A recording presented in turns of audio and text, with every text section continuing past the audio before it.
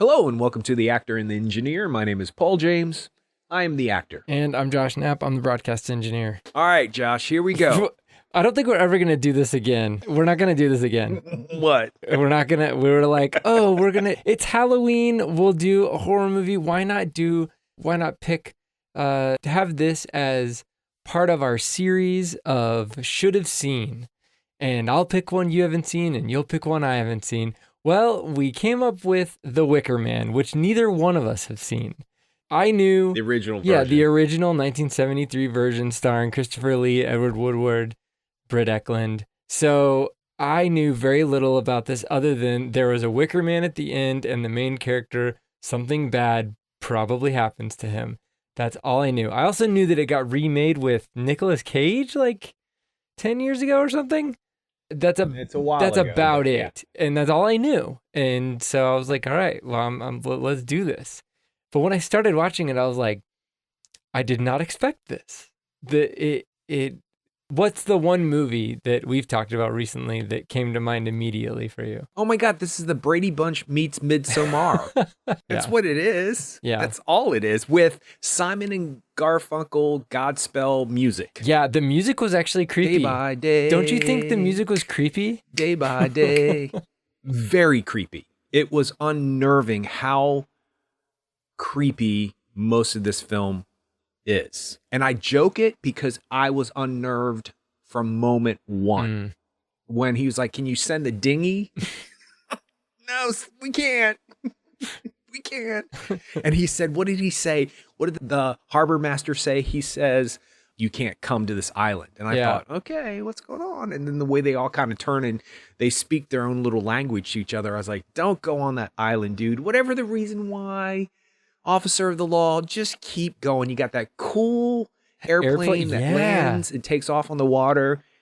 Just go off for 9 hours. Just go have fun. Just say you looked for this girl who's missing. So that's the whole premise of the movie is a girl is missing. He gets his constabulary, his little area that he's responsible for. They get a tip that this 10-year-old girl is missing. And so he goes to investigate by himself in a little plane. Well, also the anonymous letter sent to him actually asks for him. That's says true. It's addressed to him and asks for him. And right then and there you go, wait, nope, not on October 28th. Nope, not doing it, dude. Not doing it. Why? What did it remind you of? Yeah, Midsommar. What movie did we talk about recently? Oh, yeah. I mean, but when you think about it, it's not...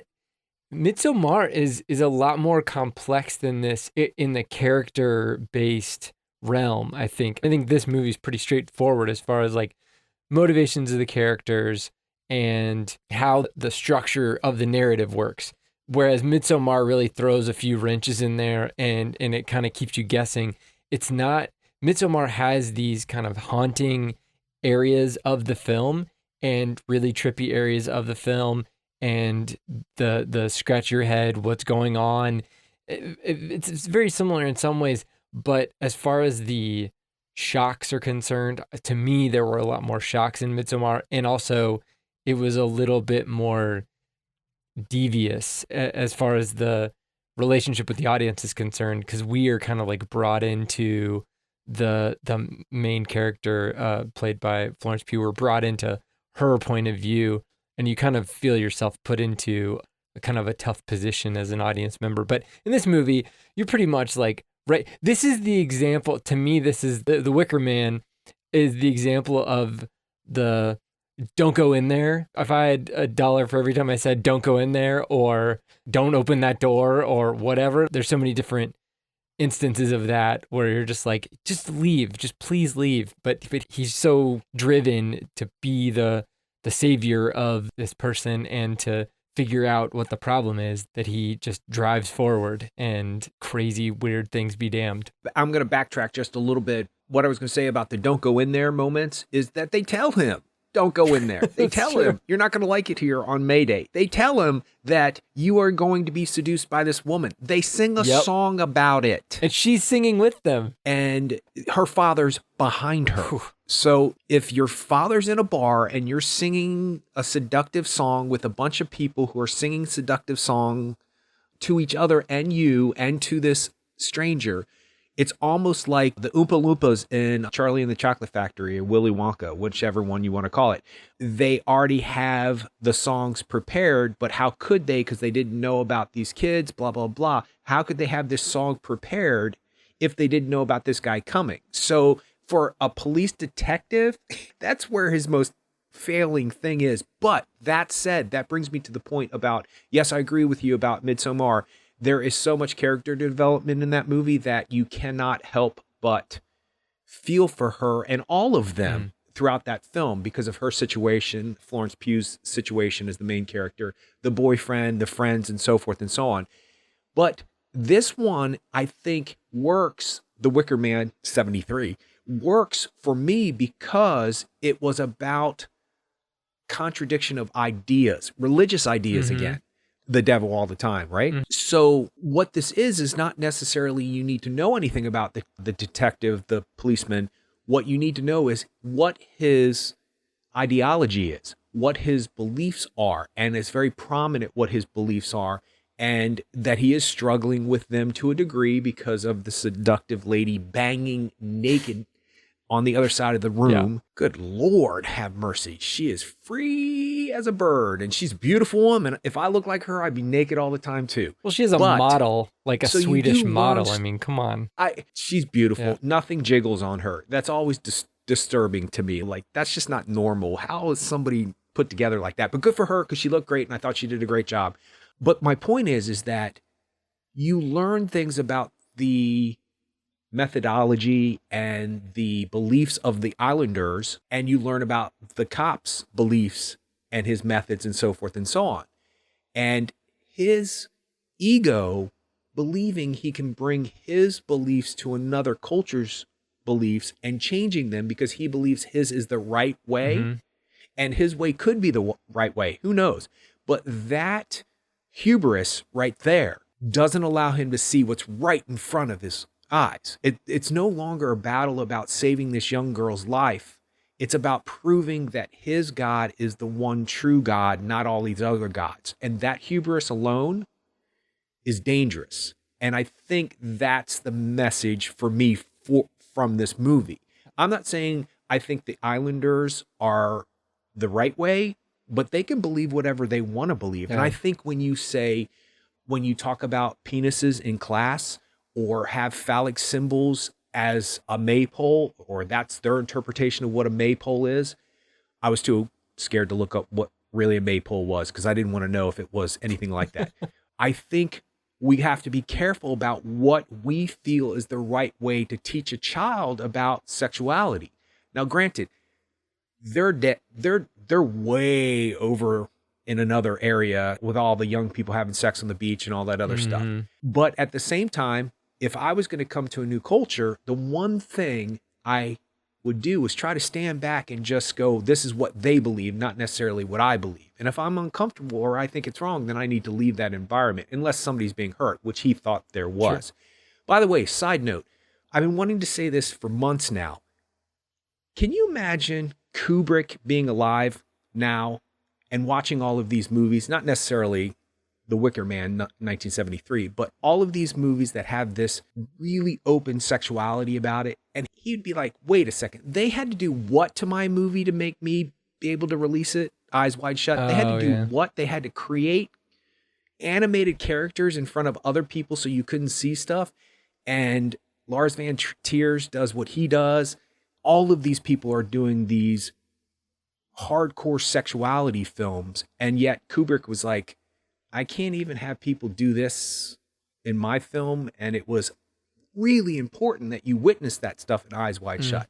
I just thought about that a couple of months ago. I was watching something and I was like, wow, Kubrick would be like, damn, give me my camera. Well, I think that's the difference. I need to go back to work. That's the difference between, if you look up the budget of Eyes Wide Shut and Antichrist, for example, or Nymphomaniac, I guess, they would be like completely different. I mean, so there's that right there. And then also having the ability to do like quote unquote unrated versions of movies or director's cut or whatever you want to call it. But movies not having to even come out in the theaters anymore now. There's just no real limit on what can be shown to audiences. But you brought up a couple of interesting points as far as the juxtaposition of his Christian faith versus this pagan or some kind of amalgamation of different pagan rituals and old fertility rituals and all that stuff shoved together into what this Summer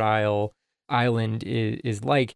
And it does bring up an interesting point that even though he's from Scotland and he's coming there, and this island is close to Scotland, this fake island, but it's real in the movie, obviously, that it's part of the Scottish Isles, that when he's in that island, he is, number one, he's in the minority, and number two, even though Christianity in Scotland is common and is deemed the religion of the country, it doesn't really matter when he's surrounded by all of these people who don't believe in it. So faith is not only like a personal thing, but it's also an interpersonal thing. And so when you don't have another person to bounce, when they completely reject your faith and you're the only one, that faith is non-existent as far as interpersonal relationships are concerned. So really, his faith, he has to kind of like turn inward to be like, okay, I'm right. I'm trying to stick up for this young girl, and these people, I think, have either already killed her, or as he learns, we're kind of getting closer to spoilers, but as he learns, there's a potential that she's maybe still alive, and maybe they are going to kill her. So he moves into this savior role where he wants to be able to save this unwitting child from being hurt and being murdered. So he has a good motivation, but it's interesting. We might look at it from the United States where Christianity is very popular and be like, well, why wouldn't they pay attention to that? But he's in the minority. And so he either needs to, well, he's not going to jump on board, I guess, but he needs to understand that everyone on this island is on board with something completely different. And it was something to where you would feel like all of these people could be quote unquote normal, but their ideology and their attitudes were so consolidated and they were so together in all of their views and in all of their actions that it seemed like they were just part of one big body. And that is also super creepy, because there's never a point in the movie where you feel like Edward Woodward can like pull somebody aside and be like, hey, this is a little crazy, right? There's nowhere to go. And we're just stuck with him. And that's it. That's all we get. And even the kids have already been indoctrinated. It's hard to breathe sometimes. Yeah, it really was. I'm good up until the very ending of the film. I'm good with whatever your ideology is. I don't care what you teach your kids, as long as you're not enforcing some kind of sexual code on them where they have to participate. But the way you teach your children sexuality and help them with their sexuality is up to you. I'm not going to judge anybody about anything. There has to be boundaries in those kind of things for me personally. I think what the teacher was teaching them in school was shocking only because of this moral thing we have in this country. And nudity is obviously in 1973 not a problem. Female nudity, that is. And we are a little bit more prudish in this country. And I'm not saying that's a bad thing. I'm not judging us as Americans. I'm just saying that's how we are. And I'm fine with that, because the whole idea of being naked in HD is disturbing to me on so many levels. But that's a joke. But your sexuality and how you approach your beliefs about the world when it comes to gods or God or a God or the God or many gods is up to you. I'm cool with that. It's up to the very last part where it goes way over that line where it becomes unacceptable what they do. In Midsommar, it's sort of the same thing if you want to compare the two films, because there are a lot of similarities. Somebody has to dress up in an animal costume. Somebody has to dress up in the skin of somebody else. Somebody has to do a cross-dressing thing. I don't know if that's in Midsommar, but I'm sure it's somewhere in there. Their sexual presence in Midsommar is much more androgynous than being just feminine or masculine, if you will.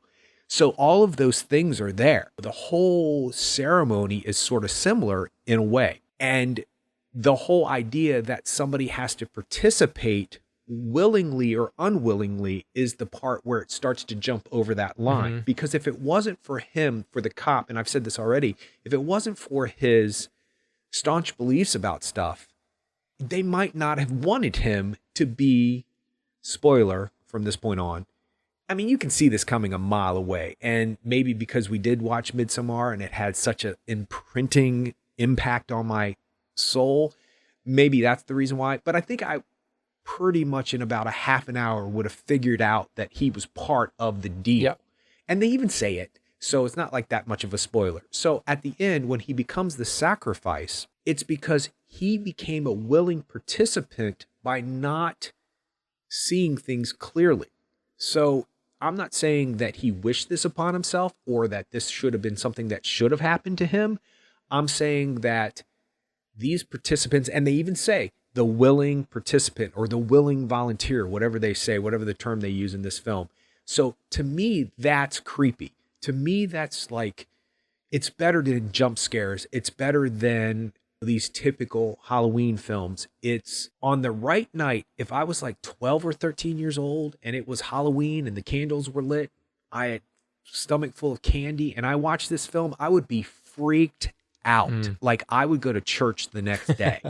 I would probably want to go to church that night and light a candle, you know? So there is this thing about being a willing participant in your demise that to me is just creepy. It's like in The Matrix where she says, it's in Reloaded, the second film, when he meets the architect at the end, when he meets him and he says, it's about choice. And even if it's an unconscious choice, if you have the choice to be in the Matrix or not, that stops the program from breaking down. So you actually choose to be in the Matrix on some level and choose this life of servitude or slavery, for lack of a better term. So that to me is ultimately just creepy. And the whole film with the animal masks and how they rise above that wall. Yeah, that's referenced in other movies too. Like You're Next. Have you seen that? Oh yeah. Yeah, they use that heavily in You're Next, where they've got there's like a fox mask, and then there's a lamb and a fox, and I think there's a different one too. There's like 3 or 4 masks, but that's one example. The other one would be more recent, the one with Riley Keough, the Jeremy Saulnier movie, Hold the Dark. And that has a kind of like a wolf mask in there. And you're right, that kind of iconography, even Stanley Kubrick that we've talked about earlier, used a similar kind of like bear mask, bear suit in The Shining. There's something that is just super creepy about anthropomorphized animals and this type of iconography. They used the ruins. The girls were jumping over the flames in that kind of fertility ritual that they did, and around them were what looked like Stonehenge ruins. So you've got that kind of iconography, the maypole. It's just littered with all of these things that it's kind of like I've seen it somewhere before, and it's definitely been referenced in different ways in the past, but it's throwing all these things together. And the whole island is based on we're going to generate fruit. And I mean, fruit, and another word for another representation of life would be fruit, and of human life or reproduction would be fruit. There's parallels there. And so I was trying to look up and see if there was there are actually references to a Wicker man from the 1600s where they did, I don't think they did human sacrifices, but they would enclose different animals for sacrifice and just kind of like one-stop shop. Let's light it up and get it all done at once. And it would be in the shape of a person. It was an engraving from 1676 that I looked up. Now, I don't know if that's just like a, hey, wouldn't this be crazy? Or if that was like a representation of something that actually happened. But yeah, either way, it is super creepy. And I could see somebody looking at that and being like, oh yeah, this can be the centerpiece of a story. The screenwriter of the film was a playwright. His name's Anthony Schaefer, and he wrote it based on a book by David Penner called Ritual. So it had a very similar, like a young girl was thought to have been killed at an island that had a cult or some sort of religious group that lived on the island, and a single police officer goes to investigate. So that was kind of like the basis of the book. And then they went from there. And the interesting thing that I learned about this was that Christopher Lee was one of the producers and was kind of like shepherding this because he was trying to get away from the Hammer horror movies. And after he got into this and started trying to separate himself from that, he was in a Bond movie. Christopher Lee said that this is his best performance, that this is his favorite performance, and that he thinks he's good in it. And I thought that that was kind of interesting because you don't hear a lot of actors go down the line and say, yeah, I thought I was good in that. Some people say I nailed that, I didn't nail that, that kind of stuff. Most of it's self-deprecating humor because they can't stand watching themselves on film, which I totally get. Mm-hmm. But he actually said, yeah, this is his favorite thing. When was Man with the Golden Gun? Because that's what he was. That's the James Bond movie that he was in with Britt Eklund, actually. I'm not sure if it was one of those things where Guy Hamilton, the director, saw him in Wicker Man, is like, oh, I need him as my Bond villain, or what it was. But either way, he played the main villain, Scaramanga, in Man with the Golden Gun, and Britt Eklund was like the Bond girl, or one of the Bond girls, in the same movie. Did you notice in this movie that Britt Eklund was overdubbed? Like her voice was dubbed? Because it was drastically apparent to me. I could tell immediately. No? Yeah, no. You could? Okay, good.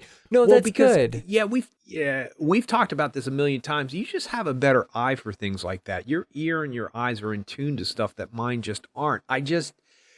I've said this a million times. If it's consistent, it doesn't bother me. Mm-hmm. It's when it's inconsistent that it bothers me. Yeah. That when it's like there are certain movies where I'm just like, why did you even bother doing an accent? I hate to fault on her, but Jodie Foster in Elysium. Yep. I don't understand that. Yeah, I don't understand that accent. I just don't. And then on top of it, I don't understand it, but I don't understand why she did it. You know, like, what was the reasoning? Was it supposed to be a heightened, elevated language because she lived? Yeah. Yeah. No, is it? Yeah. She can Really? speak French fluently, and she wants everybody to know it. Well, she does, and that's cool, and I would do it too. And she's been in a film where she played a character that spoke nothing but French, The Long Engagement. But in Elysium, is it because they live in Elysium that they're like higher class, so they have to have some kind of, because it doesn't sound French to me at all. It sounds like this weird Southern British French thing where I don't understand it. So my point to that is that it was so jarring to my ear that I couldn't follow her performance. And I like it when people like Jodie Foster play bad guys, because you don't want people to become typecast, but at the same time, you like to see people who normally are saving the day be the one ruining the day. I like those kind of things. Just don't do it then. I would have said, thank you for making the effort, but something's not working for me. 2-time Academy Award nominee and winner. Well, 5-time Academy Award nominee, I think, and 2-time winner. Thank you for your statues, but just drop the accent, because just it's not working. You as Jodie Foster with your good diction would suffice for me. So the point to all that is, no, I never noticed the thing about her being dubbed. Yeah, not at all. Don't spend too much time really analyzing Elysium, because you'll break your brain. But it's not that bad. Agree to disagree. It's just not that bad. The sad part is, the first time I know. ever went to Alamo Drafthouse, I saw that movie, and that's just sad. It's like the first time you have sex, it's not that great, but you continue doing it and it gets really good. So there you go. It was only up from there. Anybody. It was only up from there, you know. Couldn't do any puns there. There you go. But the other thing that I'll say is that for me, it was apparent because of, it's partially a curse. I don't know if people are going to want to know things like this or not, but it's partially a curse because once you key in on something, you can't not see it. And so that's part of my job at the TV station, is that I'm kind of responsible for making sure that we sound good, we look good, and we notice these things before regular viewers will notice them. So that's kind of built into me. But in the case of Britt Eklund in this film, The Wicker Man, you could tell that when they were in a room, the audio for the other actors, Edward Woodward, the actor playing her dad, when they were speaking, there was some kind of like an echo that is the room tone. It is their voice bouncing off the walls in the room. But when she spoke, it was very closed off. It sounded like she was in an audio booth, which is probably where the actress who did her voiceover was. So that it was no fault of anybody's. It's not like the audio engineer did something poorly or anything like that. It's just something that you notice inherently. Now, nowadays they have the ability to sweeten voices and make it sound like she was in the bar with them. But back then, 1973, they just got somebody that had a decent Scottish accent, and she said the things when Britt Eklund moved her mouth, and they moved on, which is fine. But I'm kind of holding an older movie like this to a higher standard of today, like of a large budget movie of today, which is ultimately unfair for a movie like this, because I'm sure it wasn't it definitely wasn't a large high budget movie back then. And I don't think it needed to be. We've talked about this in the past. What about 1970s horror movies in general? To me, they are creepier than any other decade's horror movies. Like when I watch a movie like, I don't know, Nightmare on Elm Street or Child's Play or something like that, I just, those movies aren't as scary as a movie like The Omen or The Exorcist or this movie. And I think it has something to do with the aesthetic of whether it's the film stock that was used or just the way that the time period or I don't know, there's some sort of like patina that's on 1970s horror movies that really creeps me out. No, I agree with you. I don't know what it is either, because I believe they had that patina, which is a great word for it, back in the 70s. There was something about these films, even back in the 70s. And a lot of people will, I guess because the 70s was right after the 60s, and the 70s kind of was one of those decades where it was kind of unsure what the styles were, and you weren't quite into the big hair 80s thing yet. So it was all kind of modge podge of styles, and a lot of people look back on that because people still had afros and people still had big hair. Thus, Christopher Lloyd's hair in The Wicker Man, which is hilarious, by the way. Lee, what'd I say? Lloyd, sorry. As soon as it came out, I knew I was wrong. Sorry, Mr. Lee. I hate when I do that. But in a way, that hairstyle, by the way, is a calming thing to me because it's so over the top, even though that was the style at the time, that it kind of brings you out of it a little bit, which is good because he is good in this film. It's unnerving how calm he is about everything. Mm-hmm. Well, this is just the way that it is. This is how we do things on the island. His tone never rises above. The only time his tone rises above that is when he's yelling at the jester, who happens to be the cop in disguise, about dancing. That's the only time he gets uplifted in his vocal quality. I don't know what it is. I don't know if it's the 70s and the subject matter. When did the Clockwork Orange come out? 71. 19... Really? Yep. Wow.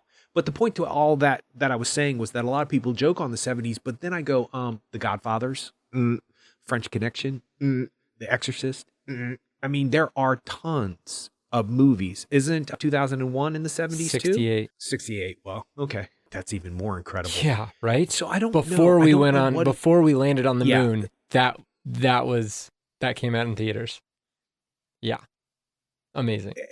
It's almost like prophecy, the blind prophet, that the artist can see things that other people can't. And you can give numerous examples of that. But I don't know what it is about the 70s. I don't know. There are a lot. I grew up in the 70s, so coming of age in that time frame, there were a lot of movies out there that were icky. They just were icky. Even movies like Jesus Christ Superstar, the musical, still had this patina about it, that it was kind of, I don't know what it is. It's not necessarily a style or the way that the film looks. It's a feeling about the way the film looks. It gets in you. There's a ton of movies from the 70s that you go, whoa. And I also think maybe because technology gets better, your ideas can be more, or your ideas can be grander. And maybe that's not always the best thing.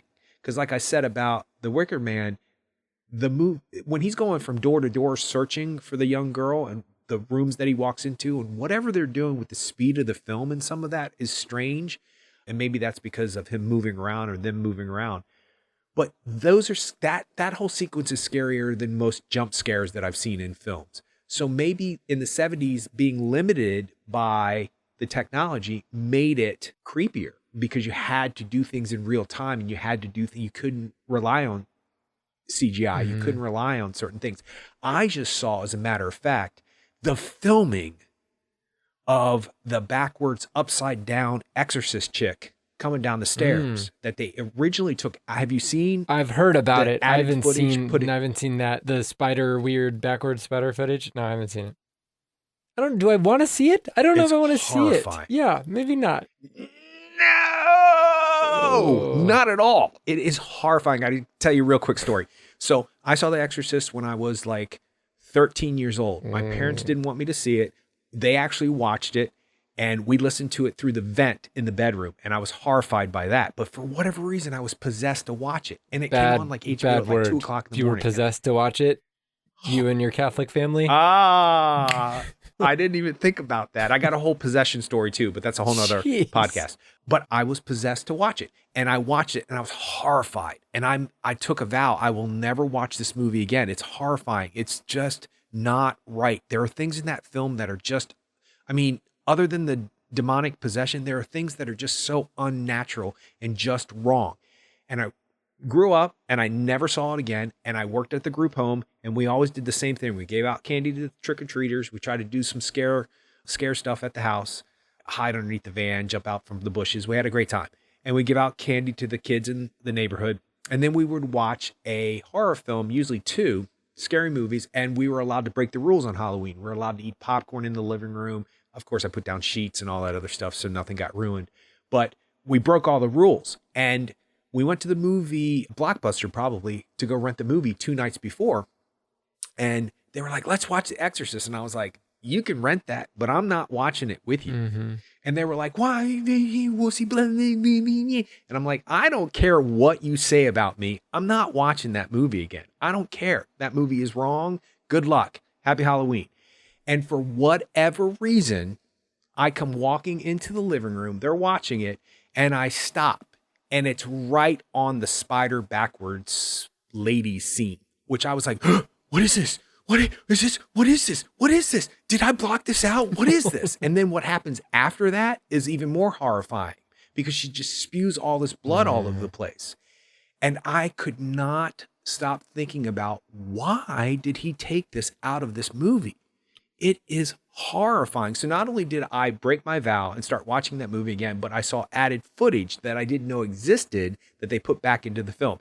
But I just recently, the whole reason that was told was I just recently watched them filming that. And that was an actual actress turned upside down, walking on her legs and hands upside down, going down the stairs. And it is horrifying looking. So the point to all of that is, thank you for listening, everybody, to my traumatizing exorcist stories, was that they had no way to do that other than practical. And because they did, and I think he speeds the film up a little bit at that moment to make her go a little bit faster in that crab walk thing that she does. It's horrifying. I hate that it's in my psyche. I hate it. And the only reason I'm looking at it like this, nobody can see what I'm doing, but I'm looking out my left eye at Josh. When I watched them film it, I was like, I don't know if I want to watch this. I don't know if I want to watch this. I can't watch it. I got to watch it. Oh my God, I'm watching this. It took some of the sting out of it. But as soon as she started crawling down the stairs, I was like, okay, I got it. I got what they did. Click onto the next thing. So the point to that is, in the 70s, they didn't have this technology, so they had to be practical. Yeah. So did they actually burn a Wicker Man in Wicker Man? Yeah. Yeah, they had to. There was no other choice. They had to build that. Mm-hmm. And it was tight. That whole structure is impressive. The whole chicken wire and the whole fencing and all that, locks and all that other stuff.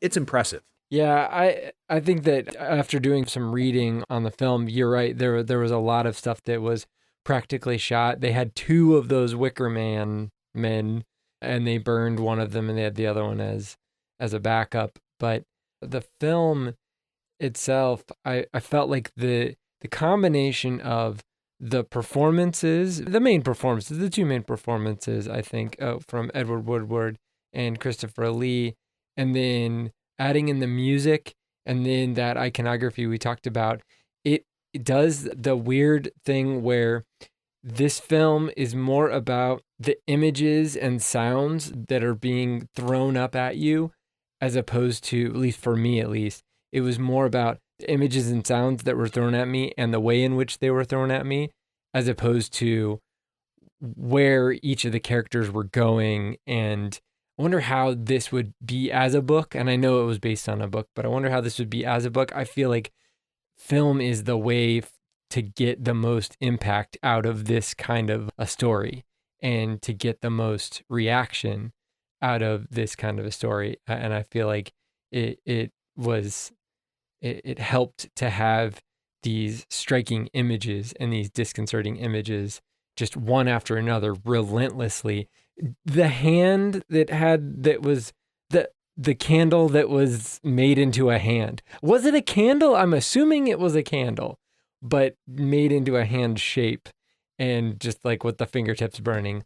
That's the kind of stuff where I don't want to hang around with the people who think about that kind of stuff, because whoever is like, you know what, we need a hand candle. It's also a drug. Yeah. Oh, that's the other thing I wanted to bring up. That will drug you. That's the other thing I wanted to bring up was the fact that when you can tell that they're burning something and that they want him to sleep with this drug, and then he kind of like closes his eyes, and then when he wakes up, he sees her dad, he sees Britt Eklund's dad, the shopkeeper, barkeep, getting his clothes on. And at that moment, I was like, all right, so there is a 20% chance that this is a dream from this point on, that this is a dream, that he's going to put on the fool's clothing. He's going to go through all this stuff, and then he's going to save the girl. They're going to get to the plane. They're going to, whatever, fly off. And then it's going to be like, credits roll, but they don't. And then he wakes up and he's still in bed, and there's like people standing over him, Rosemary's Baby style. And it just gets super, we haven't even talked about Rosemary's Baby, but that's another 70s movie that is just like super, super creepy. That, and also religion based. So I thought that there may have been a small percentage chance that could have happened.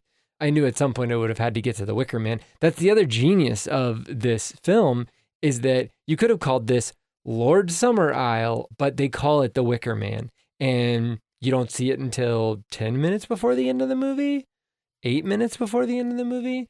But it is just like, you feel like you're inexorably marching towards this Wicker Man, and you don't know what it's going to be, but it's probably going to be bad. That's another great way to control the audience in a very specific manner. So yeah, very interesting. Well, it looks like the Nicolas Cage version is, first of all, 2006, so 14 years ago, and also seems to be exactly the same movie. A sheriff goes to a small island, Summerisle, and I think they made Christopher Lee's character into a woman, and Ellen Burstyn plays her, but I can't really tell because it says Sister Summerisle.